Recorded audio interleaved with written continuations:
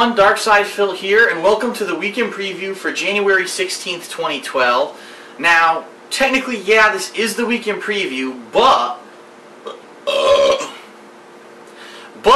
so much has gone on over the past several days that I would also kind of like to call this a channel update, and therefore, please spread the word. If you usually watch the weekend preview, please spread the information about this, what I'm going to be talking about, because it's very important information about things going on with Project 7, things going on with the SOPA bill, all kinds of important information, and I don't want to make two separate videos for it. I could talk about it all in one video. So, let's get to it. In the weekend preview, as you know, I review what I did the past week. This was a special week with a lot of special events and things that happened. Some really good news and results that I'd like to talk about. I can't wait. And then I'm going to preview what I'm going to do gameplay-wise, video-wise here on my channels this week. So before we even get to that, I'd like to make a very special announcement regarding, first of all, the SOPA bill. Now, if you don't know what that is, it's the Stop Online Piracy Act. I've been one of the people who's been staunchly against internet censorship and this act over the past several months. We've been talking about it together on the internet, creating this giant dialogue. People have been writing their senators, people have been telling their friends, their family, their parents. Everyone's been getting involved. And we were kind of worried, because if this act was rushed through Congress, which it looked like it might have actually been I'm sorry, I don't remember if it was Congress and Senate by then, but if it was actually rushed through in December like it was supposed to be, or it was going to be, and it got passed into law, there was massive potential for this thing to start censoring the internet big time. And it was way too broadly worded. It hasn't been defined whether or not this bill would be used properly to enforce what it's looking to do. And there was a lot of uproar on the internet that how can you pass a bill like this? It makes no sense. Well, luckily it got delayed right before the holidays.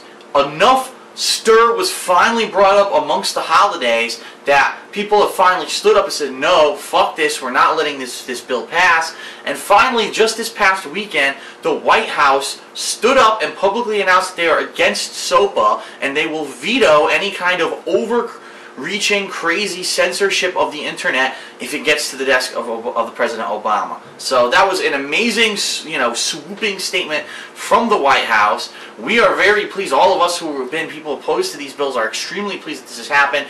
And since then, the person who was pushing for the SOPA bill has dropped it. That's right. He's officially said, I give up. This bill's not going to pass. There's no more reason to push it. I quit. So that bill officially is pretty much dead in the water, which is amazing news. Yes, free internet.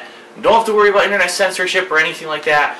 However, there is the other version of the bill. Remember, there's two houses in the United States government. There's the Senate and the House of Representatives. Well, the other version of the SOPA bill, which is in the other half of the government, is called PIPA, the Protect Intellectual Property Act. It's pretty much the same fucking thing, okay? It's the same deal. Now they're trying to focus on that one, saying, alright, we gave up on this one, but now let's try to sneak in this one. So we're not out of the water yet, but the fact that the White House has come out against it, the fact that SOPA has been dropped, these are overwhelmingly positive signs that it looks like we may be able to stop this nonsense with the internet censorship bullshit in 2012, and we may all be able to go back to business as usual. Thank goodness. So I'm happy. I'm feeling positive about that. That's great news, and let's keep it up. Let's follow along with PIPA. Don't just get over happy now and drop it, and don't forget that PIPA doesn't exist. But let's follow along with PIPA. Let's do the same thing to PIPA. Shut that fucker down, and then we can all get back to doing what we love to do. Okay.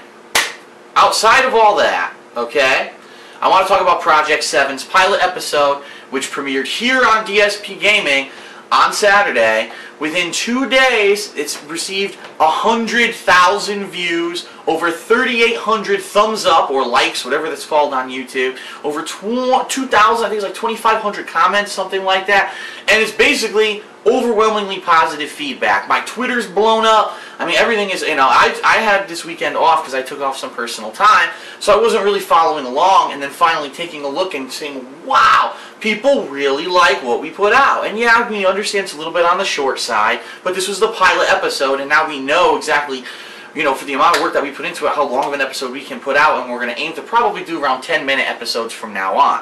So First of all, thank you to everyone who watched it. Thank you to anyone who spread the word about it, because as you know, and as I've said several times, I'm not the kind of person who goes around the internet spamming my work. Whatever I do, I put it up on my channel. If people watch it, they watch it. If they don't, they don't. I'm not all about, oh, promote myself on 400 fucking things. I'm focused on myself and doing my own work, okay? Not on promoting myself all over the world. I'm not a marketer.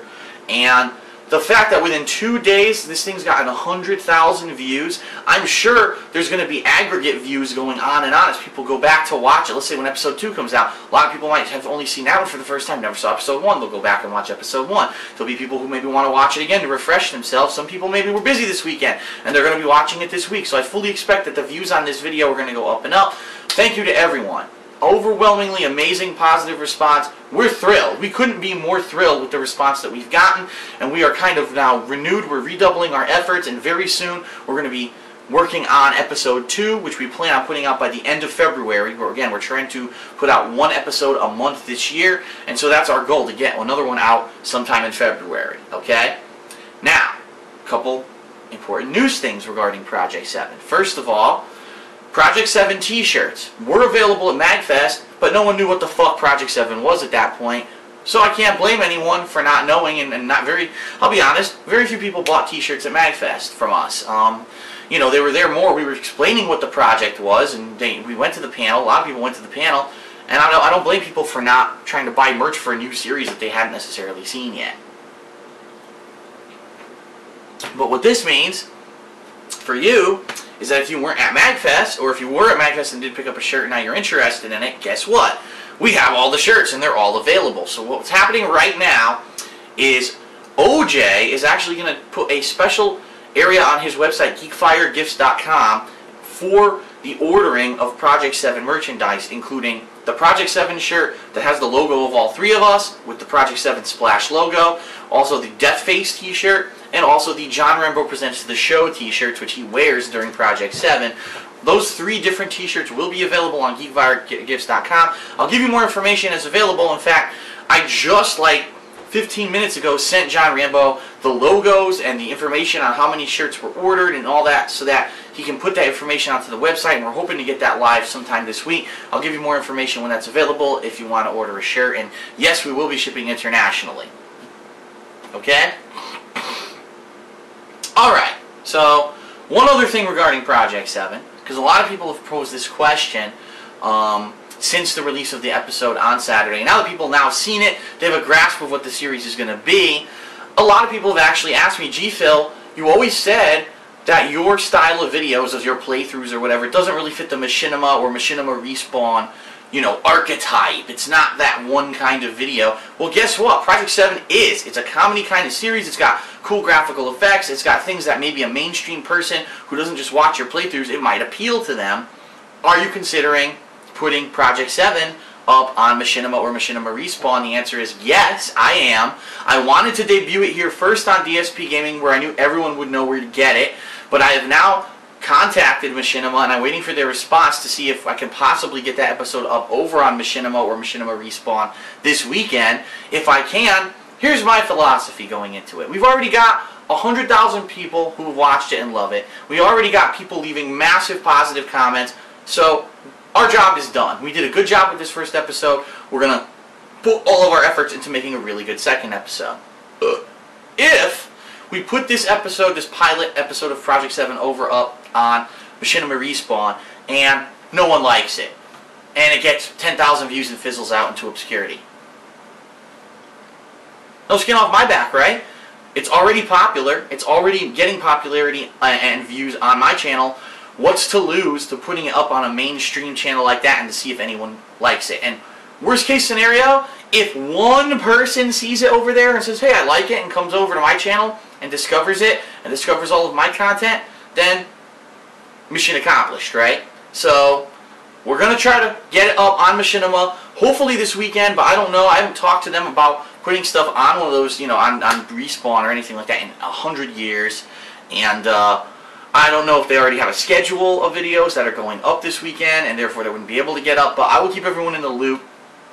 as to if and when this video can go up over on Respawn. And obviously, if it does get uploaded to Respawn, I would appreciate it if people could go over there and maybe leave comments saying, wow, I'm a fan of DSP and, you know, I really like this series or whatever. So at least there's some positivity there so people coming in don't see, this isn't an FPS montage of Modern Warfare 3. Wait a minute, this isn't, you know, usually what's on Respawn. Shit on it, everyone. Come on, lift your asses and shit on it. You know, I'd rather have some people at least try to bring some positive attitude so that some newcomer who's seeing it might say, oh, okay, there are actually people on the internet who like the series, let me give it a go, and then they watch it and they judge for themselves, okay? So I'll have more information on that as it approaches. So now that was kind of like the channel update portion of the video, that's complete. We're going to go into the real weekend preview now. So I really urge that everyone, please, I know that people like to put the annotations in the comments, oh, alright, the real weekend preview starts at 10 minutes or whatever.